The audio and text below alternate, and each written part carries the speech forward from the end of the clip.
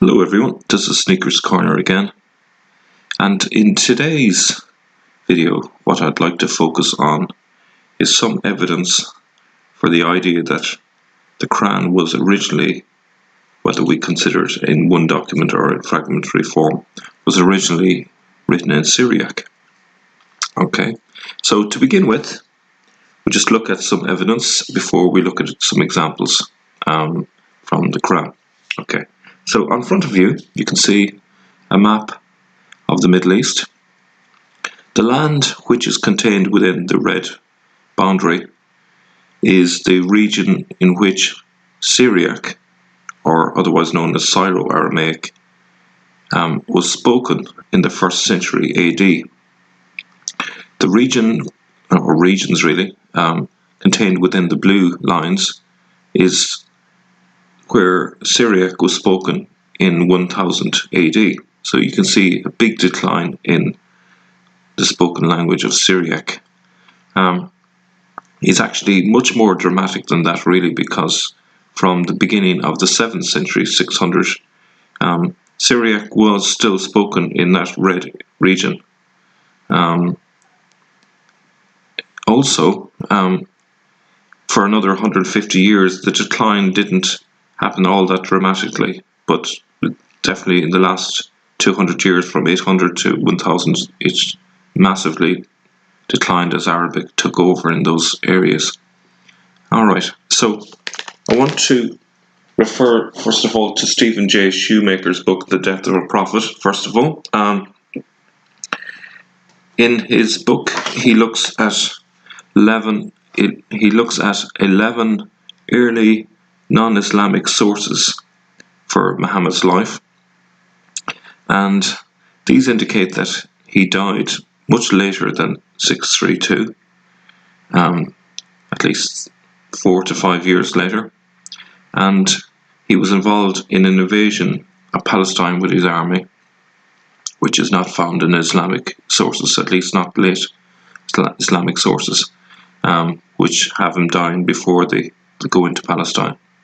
Now, if we look at the map here, if Muhammad was from here, Petra, then an invasion of Palestine is well within his ability and likely one of his early steps into the expansion in the whole area. It kind of makes a lot of sense. But 100 years after the time of Muhammad, Ibn Ishaq tells a very different account. Muhammad dies, according to him, in 632, so he dies a few years earlier. He is located way down south. In fact, it's off the map here, down in Medina and Mecca. He's way down here, but the guts of 1,000 kilometers further south. So why is that? And also, why is he depicted as being illiterate? So what's this going on? So let's summarize again. He dies earlier. He is from a different region, way down south, in a purely Arabic-speaking region, not in a Syriac-speaking region. And he's also depicted as being illiterate. Well, one reason is because, according to the early sources, Muhammad was telling the people that the Messiah was going to arrive, and the end of the world was imminent. This turned out to be false. So this was a bit of an embarrassing part of Muhammad's story that they'd sooner forget. So that was one reason. Another reason is all of the theological disputes and the stories that we find in the Quran are all found in this area. So the disputes between the Monophysites and the Nestorians, which are in this region, these are all disputes that were between Syriac-speaking people.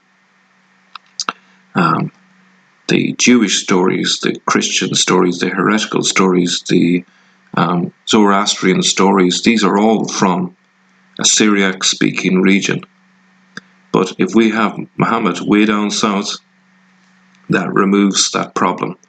So suddenly all these sources become mysterious, and over time all traces of that Syriac history gets forgotten about.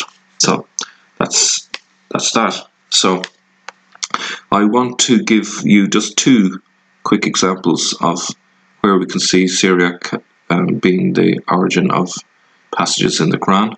I'm taking these from Robert Spencer's book, Did Muhammad Exist? He says, one clue comes from Quran 25:1. Blessed is he who has revealed unto his slave the criterion of right and wrong, that he may be a warner to the peoples. The word Pictil here translates as the criterion of right and wrong is Al-Furqan, which is also the name of the surah as a whole. Islamic tradition generally identifies the criterion Al-Furqan as the Quran, and Muhammad as the warner to the peoples. The mainstream Quran commentary known as the Tafsir al-Jalalain says that the Quran is called thus Al-Furqan because it has discriminated faraka between truth and falsehood. If the Furqan is that which discriminates between truth and falsehood, then it is the criterion by which one distinguishes one from the other. In Syriac, Furqan means redemption or salvation, and warner, nadir, is a word that is constructed from three consonants N, DH, and R, that in Hebrew, Aramaic, and Syriac all have the principal meaning of to vow. The particular form, nadir, is a verbal adjective meaning vowed, votive gift, or sacrifice. Accordingly, and this is the key bit, a more precise, albeit less traditionally Islamic translation of Quran 25:1 would be, blessed is he who sent down the redemption on his servant, that he might be a sacrifice for the peoples. This is a Christian statement. It is Jesus Christ who was sent down, John 1:1, 1:14, to be a sacrifice, Ephesians 5:1, Hebrews 10 and 10 to 14, for the redemption, Ephesians 1:7, of all people, 1 John 2:2. Of course, it may appear preposterous on the face of it that the Quran, which contains so much polemical material attacking Orthodox Christianity, would make a Christian statement, but as we have seen, the early historical records contain elements which seem equally odd when compared with canonical accounts of Islamic origins. These records include official Arabic inscriptions and coins bearing crosses, show that the Arab conquerors, though generally hostile to the concepts of the divinity and redemption of Christ, had a much freer attitude towards Christian symbols than mature Islam would later display. The Arab attitude towards Christianity and Judaism in this era appears to have been far more fluid and in many ways more welcoming than it would ultimately become in Islam. Moreover, on close examination, the Quran itself betrays evidence of having been adapted from a Christian text. So that's our first example. And the next example that I want to refer to is based on the story of Abraham and Isaac, which I'm just going to see if I can find here. Okay. The Quranic account of Abraham's near sacrifice of his son contains this verse. In Abdullah Yusuf Ali's rendering, so when they have both submitted their wills to Allah, and he had laid him prostrate on his forehead for sacrifice, 37:103. Pictel renders the same verse as, then when they had both surrendered to Allah, and he had flung him down upon his face, ... That passage translated as laid him prostrate on his forehead, or flung him down upon his face, is in Arabic, wa talau lil jaban. But this is the only time the word jaban appears in the Quran. Just a quick aside, whenever there's only one appearance of a word in a text, it's usually a good sign that the word is a foreign word. Continue with the quote. Although Muslim scholars interpret the word to mean forehead or face, the philologist Christoph Luxemburg reads jaban as a corruption of the Syriac word haben, which means firewood. The J in jaban and the H in haben differ by only one dot. Luxemburg reads watalahu not as laid him or flung him, but in light of the Syriac tala, bind. Thus he renders the verse in a way that is much more consonant with the biblical count. He has it as he bound him to the firewood. So it immediately becomes more sensible. And to finish, and to put this all in context, I'm just going to finish with a couple of quotations again from Robert Spencer's book.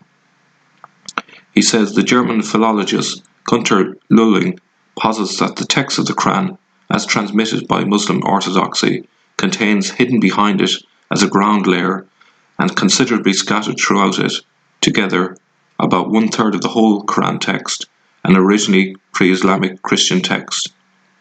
Earlier Quranic scholars such as Alois Springer and Thor Andre have also identified Christian substratum to the Quran.